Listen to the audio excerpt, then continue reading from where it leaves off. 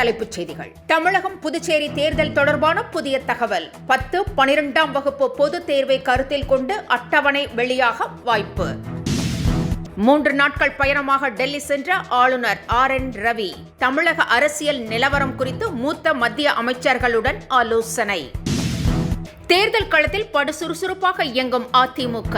ஜெயலலிதா பிறந்த நாளில் 15 வேட்பாளர்களின் பட்டியலை வெளியிட EPS முடிவு.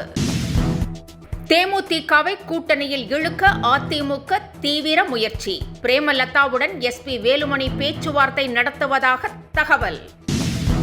தமிழகத்தை தொடர்ந்து அசாமிலும் பிரச்சினை கிளப்பும் காங்கிரஸ் தலைவர்கள். பாஜகவின் சதி என காங்கிரஸ் குற்றச்சாட்டு. இனி விரிவான செய்திகள். தமிழகம் புதுச்சேரியில் மார்ச் மத்தியில் தேர்தல் தேதி அறிவிக்கப்பட உள்ளதாக புதிய தகவல் வெளியாகியுள்ளது.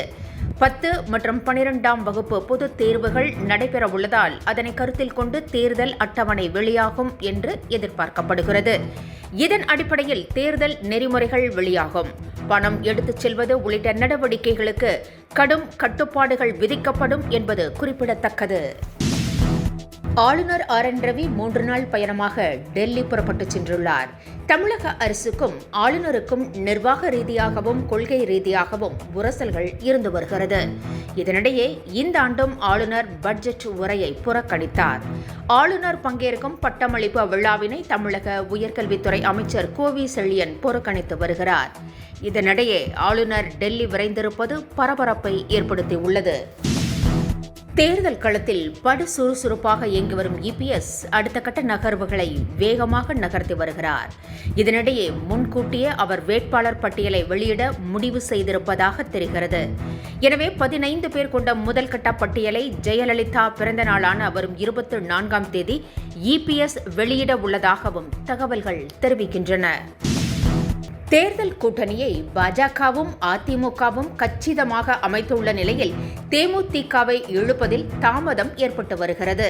தேமுதிக கடுமையான தொகுதி பகிர்வு நிபந்தனைகளை விதித்துள்ள போதிலும் கூட்டணிக்குள் இழுக்க அதிமுக தீவிர முயற்சிகளை மேற்கொண்டு வருகிறது.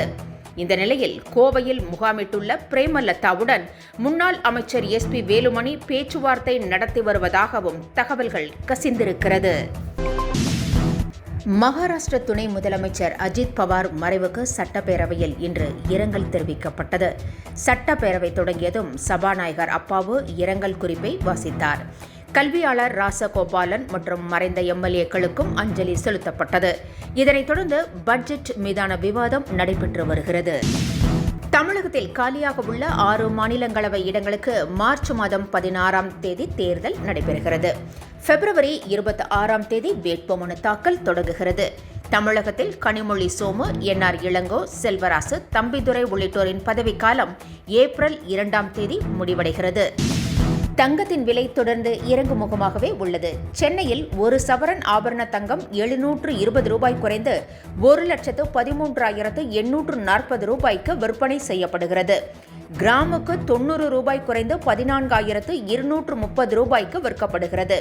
கடந்த 3 நாட்களில் மட்டும் தங்கத்தின் விலை சவரனுக்கு ₹2,640 ரூபாய் சரிந்திருக்கிறது. சர்வதேச சந்தையில் ஏற்பட்டுள்ள தாக்கமே இந்த விலை சரிவுக்கு காரணம் என்று கூறப்படுகிறது.